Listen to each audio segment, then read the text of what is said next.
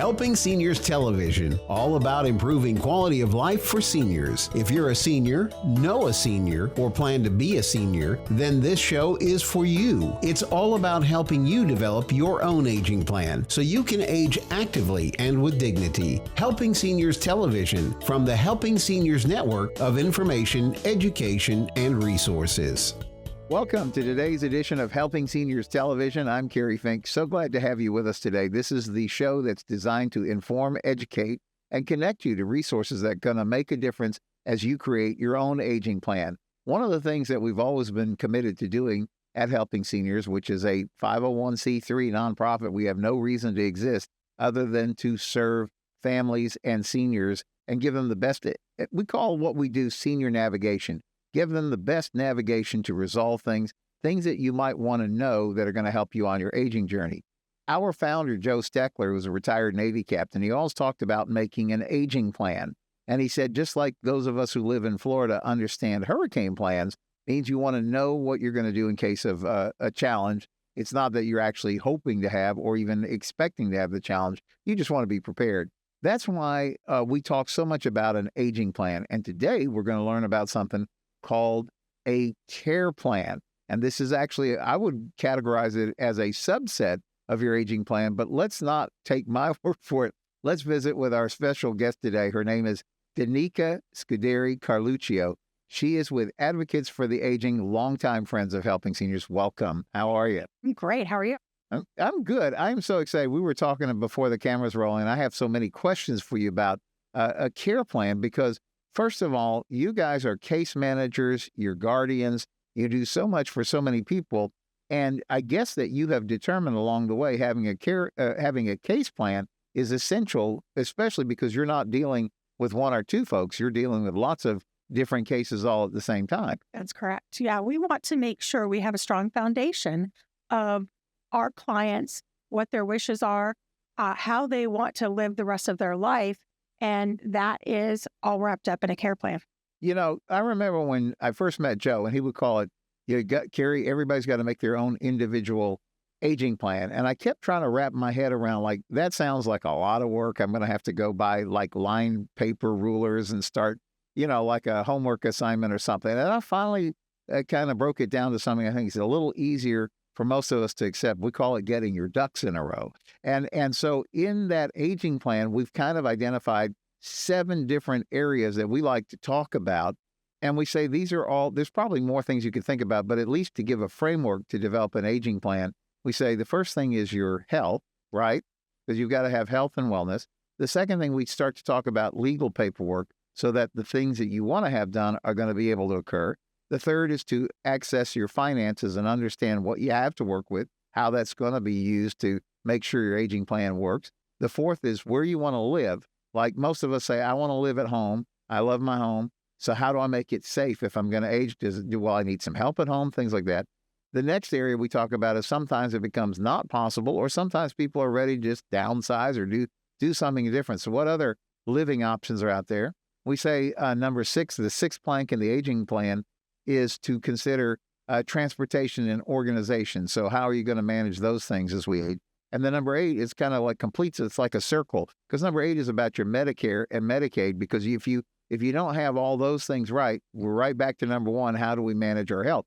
And as you were explaining to me what a care plan or a case plan does, it really seems to me like that's helping us really identify that first rung on an aging plan, because if we don't have that, then we don't know where we're going, right? That is correct. It's very important to always keep your personal information updated so that everybody has immediate access to it, because that's the most important thing that's going to be addressed right when you go into a hospital, a nursing home. They're going to want your identification, your current insurance cards, some of your current medical records. It's very important to have your current medical records pulled and with you, or at least available to obtain, so that your care can be completed in whatever environment you're in.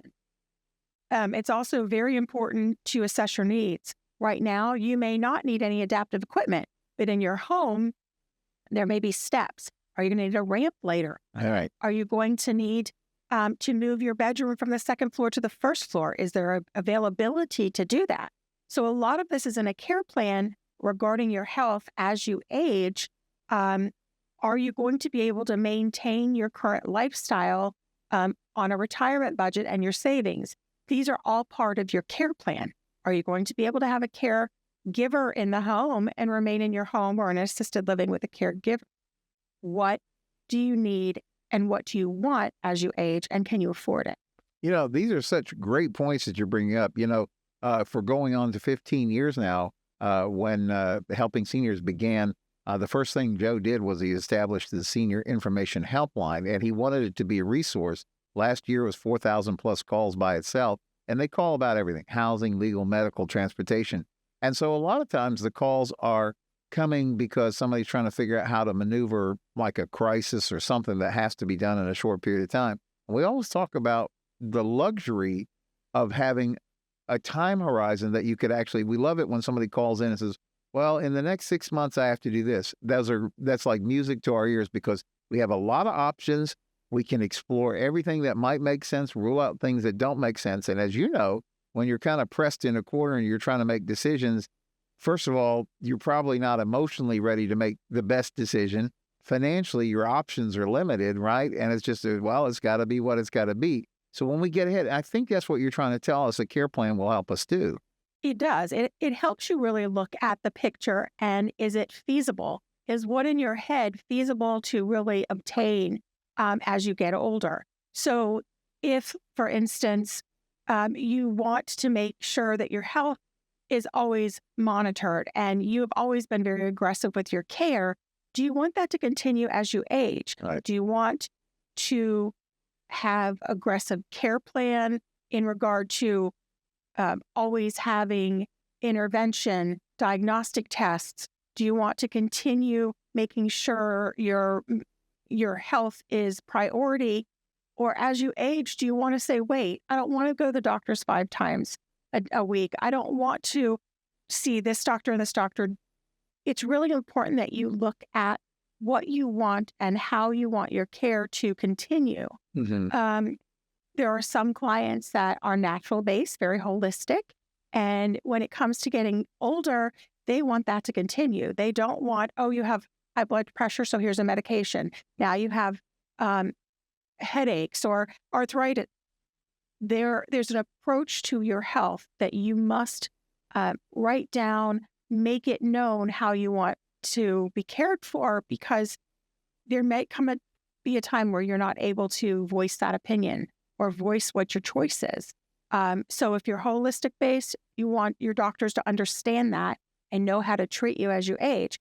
If you're very aggressive in your care and want everything done for you all your life until the very end, you need to express that, because that becomes very important as you age. How do you want your life to be? As you're saying that, I was thinking about, I lost my father fairly early on. He had had cancer and was walking through it. And I remember as a younger person, now it makes a little more sense. But as a younger person, he had reached a point in the treatments that he just decided, I'm done with aggressive treatments. I want to be more in comfort. And I was thinking, like, that must be a place that occasionally people will run into. And then I remember something, because we've worked in the Helping Seniors work, as you know. We have a number of great hospices that come and educate, and they always say, I wish people would call us a lot sooner in the process, because yes, we're happy to show up for the last week and offer support. And even once the person passes away, we're there for the family and want to make, help them, guide them through that. But they really say there's so much we can do a lot earlier on. And now most of the hospice companies are adding what they call palliative care, which is kind of front ends most of that. And I think that's kind of the bridge between, hey, we're really aggressively treating it, and then to the end point where you say, well, we're just going to focus on patient comfort and all of that. Right. And that's a very important component to your care. You want to be able to have the resources before the crisis occurs, because as you mentioned, when you're in an emotional state of crisis, you don't necessarily make the best decisions, and you don't understand the decision you're making in a whole scene environment. So you want to know, if I choose this as part of my care plan, how is it going to lead to the next step? So palliative care is a great example, because they do offer guidance they come in, they still allow you to see your physicians that you want to see, take the medications that you want to take. But there's a guide where they come in and go, okay, what about this? They educate you along the way. And that's what's really important to do. And so you want to make sure you understand what palliative is, what hospice is, what end-of-life care is in conjunction with hospice. So when you, as a professional case manager, you always take a look at developing, I assume you will sit down for each case that you're working with and try to develop a case plan, which I assume some of that is you're having to get to learn about the person and what their preferences are and that part of it so that you can make the best plan or help them come up with the best plan and then help them to manage that plan. Am I saying that right? You are.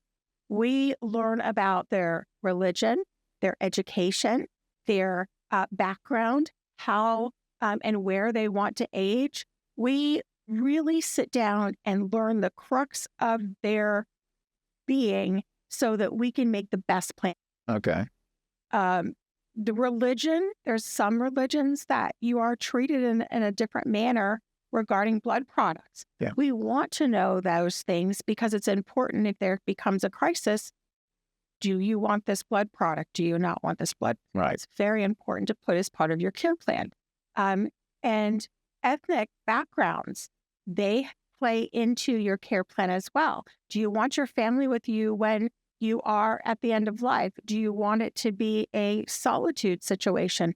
Do you want your family making the decisions for you, with you? All of this is part of a care.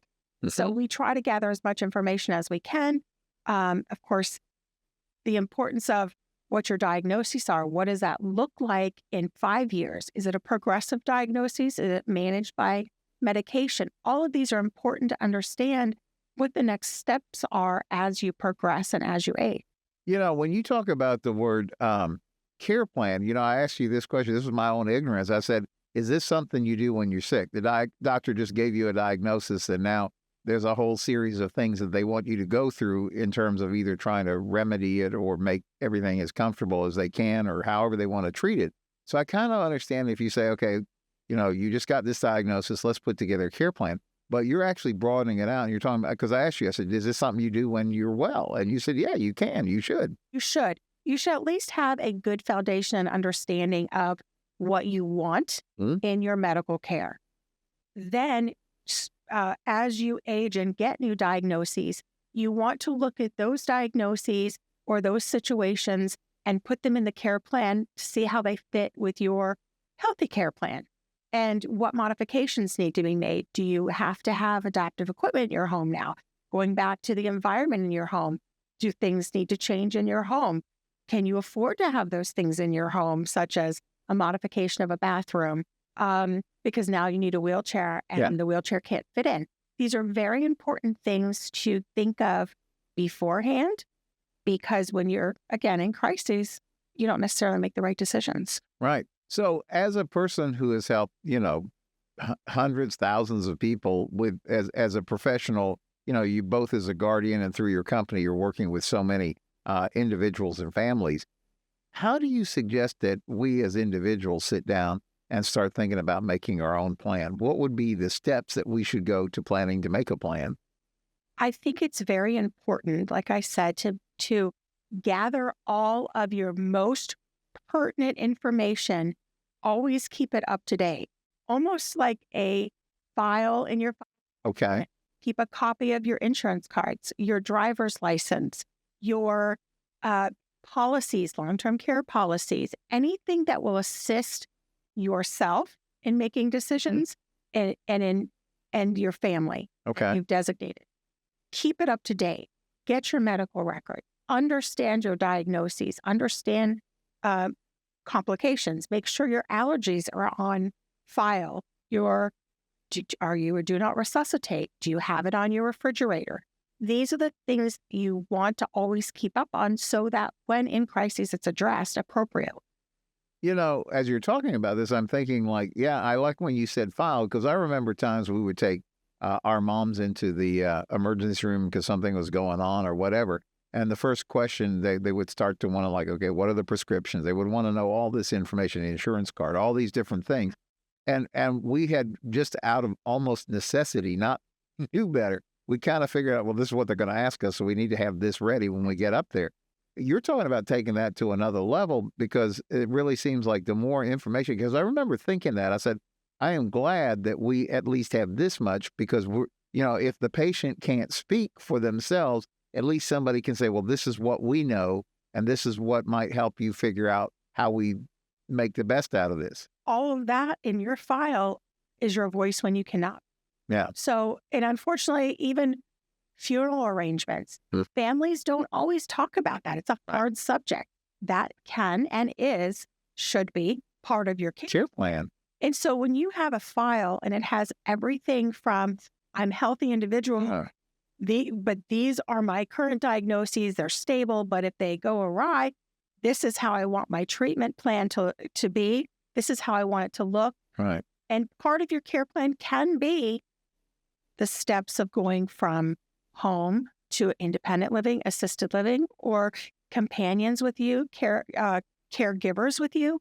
This is all important to have pretty much at your fingertips in one place, and that your designated person or people know where it's at. As you're talking about this, one of the things that keeps running through my mind is, I know we talk a lot about the fact that a lot of people don't like to address some of these questions. The time to address them, I think, is when you're well, because if you really love your family and the people you're around, this is actually something you're doing for them. It makes it clear. It makes it clean. I was thinking about particularly every elder law attorney I've ever had the privilege to sit down and hear what they have to say. They say, really, when you put together all that kind of information ahead of time, you're doing it out of love for your family, because then it's real clear. You're reducing family squabbles. Well, I think mom wanted that. No, I really thought she wanted things this way. And it's just a lot easier. You're streamlining your future for your designees, and you're giving them the time to really spend the quality with you when you need it, instead of making decisions and not being by your bedside, not being there to support you. Because one of the most important things, as we saw during COVID, when we couldn't see our loved ones, people decline with their family near them. They want the human touch. They want communication. They want socialization. So it's better that you have everything in place and your family can be with you when you need it the most. Wow. That is really a crux of it. I remember something that Nancy Deerdorf, who is our director of development, who is a registered nurse by, her formal training and background, and she has been a caregiver in her own family. And she talks often about the time when she was caregiver for her, I think it was her father and her sister, but she said, with my father, it was a time that I was really glad to have other professionals come and step in, because then I just got to be the daughter. Yes. And part of your care plan can be taking that stress off of the family member and letting them have their God-given role of daughter, mother, sister, wife, husband, and letting the professionals take over, like case managers, like caregivers, hospice representatives. Those people can come in and take that extra stress off you, so you can just spend this quality time that you need to. Yeah. So if we're going to go get serious about a care plan and trying to build that in, how would we best go about it? Is there an outline we look at? Do we hire somebody that can help us navigate this? What is the way that you would suggest somebody who says, okay, I hear what you guys are saying, maybe I should take a look at this? What do you recommend as the next steps? There are many avenues and resources out there that you can take in order to formulate a really good care plan. Case managers can assist you. You can go to social workers, and you can actually, of course, Google it and get some information in that manner. But it's really important that, to me anyways, when you are formulating your care plan, you're meeting with people that are in your environment, in your community, that know the resources, so they can tell you, yes, this is here. Why don't you put this in your care plan here, here, and here? Our county also offers blank, blank, and blank. It's important to connect with someone who's actually in the field so that they can provide you with some good information and some substance rather than just Googling an outline. Want to know the resources that are available to you in the environment. So just by way of suggestion or thinking process, I mean, somebody could call your office and say, hey, I'd like to have help and want to hire you to just help us put together a plan for me and my loved one or something like that. Absolutely. So I love that because there's a couple of corollaries when we talk all the time about get your ducks in a row. There's two things we always bring up in that same conversation. We say, number one, don't try this on your own. Because like the same person we were just talking about, Nancy Dierdorf, she has another expression. She goes, how do you know what you don't know? So you're navigating into areas that you don't know, and you can try to Google it. You can try to navigate it on your own. But chances are there's something going to be very important that you might just not know to be aware of. Or worse yet, it's like trying to say, like, I think I'm going out that way, and I'm just going to start driving my car that way. But you don't know what obstacles are going to be down that road. Whereas the old timer could say, hey, there's a shortcut right over here. Why don't you take that instead? It's true. And, for example, if you have a long-term care policy, it's great that we know you have it. Yeah. And it's great that it's there. But when does it kick in? Right. How do you start your claim? These are the things that anybody that has a plan needs to know. Yes. And so if you sit down with someone who's well-versed in starting claims for a long-term care policy, they're able to tell you, hey, this is what you have. This is when you qualify, and you'll get the best bang for your buck that you've been paying on this policy if you utilize it during these periods. So it's really important that there's the human factor in there and not just, research based. You want to meet with the people that can actually give you the action. Yes. Just say, here's the one I have. You want an action plan behind your policy, your insurance, your diagnoses, where you're going to live as you age. So that's all part of your care plan. And you want to know what's available to you within your, living space, living area, your county. As you were saying that, I was thinking about somebody that we both mutually know and respect. Her name is Amy B. Van Fossen. She's an elder law attorney. And I always give her credit because I thought this was such a great statement. She goes, Kerry, she says, we see families all the time. They're coming in with their situation. And for them, this could be the first time, possibly the second time in their life that they're confronted with some of these choices that they're having to make. And she goes, Kerry, we do 20 or 30 we're working with 20, 30 families every week. And we've been doing this for 20 years. And I'm thinking how that translates back to your own experience and why that makes you such a powerful resource to somebody who's wanting to put together a care plan, because you're going to be able to ascertain what's going on within that particular dynamic of that particular family, but then apply the breadth of experience you have through all those years of working through so many different situations. So you're really bringing a tremendous amount to the table, I think. It's true. We're exposed to a lot of different choices in life that people express to us. We have to think out of the box to see if we can meet their plans and what they want. We know anywhere from military families and what their benefits are to people that have very little resources. We have to think out of the box to make sure that we can meet their plan to the best of our ability. And it's important, as Amy says, we're faced with a lot of people in crises that they know enough, but not all, right, to really make good, solid decisions. And nobody wants to have half of a chapter about their life. They want to know all that's going to happen and fill those blanks in so that it's interesting, adventurous, and a great plan and individualized, if that makes sense. 100%. And then the other corollary that we always talk about in putting together these kind of plans and thinking through it is we said, number one, don't try it on your own. Get that expert help. The second thing, and you already alluded to this, is I think doing research on the internet is great. I think it's good. But many times, I don't know, if you're researching a topic that maybe you don't have personal experience in, sometimes you can walk away scratching your head going, I may be more confused than I started.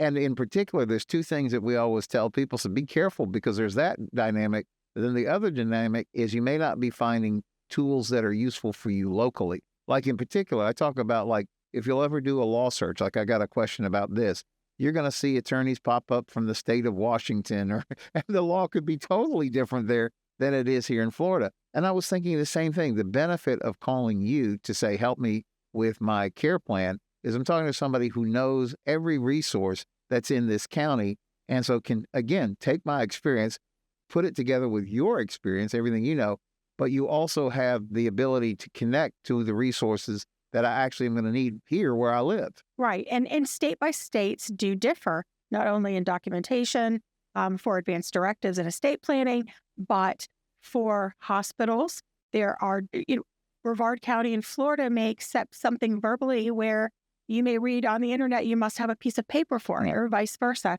So it's really important to know your state, know your county, know the resources in them, and speak with the person that is well-versed so they can steer you in the right direction. Yeah, well, I think it makes a lot of sense to give Danica a call, because really this is a great place. And I guess it doesn't go, somebody could just call you and say, hey, I heard you guys talking about this. I just want to get more information about this process. How do people get in touch with you? They can call 321-953-2273. They can also look on the internet at our website so they have an understanding of all the services we offer. And that is at advocatesfortheaging.com.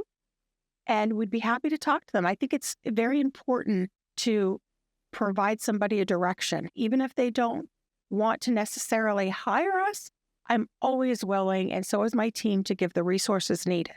All right. Danica with Advocates for the Aging, thank you for taking the time to share with us on a care plan today. That's the time we have on today's edition of Helping Seniors Television. You'll find all the resources at helpingseniorsofbrevard.org, and we encourage you to dig in. You can also find us on YouTube at Helping Seniors of Brevard, Facebook. We always make sure all the TV programs and everything are available there, so you can just start to hunt them down by category or the things you need. But let's get to work together on our care plan, and that way we can enjoy our best lives. Thank you for joining us. I'm Joe Steckler. Thank you for joining our program today. I'd like to remind you that our senior information line is available to you at 321-473-7770. There you can get help and direction that could be helpful for your specific situation or circumstances. The work of helping seniors is very important, but we can't do it alone. That is why our sponsors here in Brevard County are so important. I'd like to thank our many area sponsors, businesses, and medical providers who support the mission of helping seniors that help us carry the cost of our media efforts. If you'd like to join us either as a business partner or simply donate as an individual, we welcome your call at 321-473-7770. You are always welcome to visit our website at www.helpingseniorsofbrevard.org. Thanks so much for your help. It does make a difference.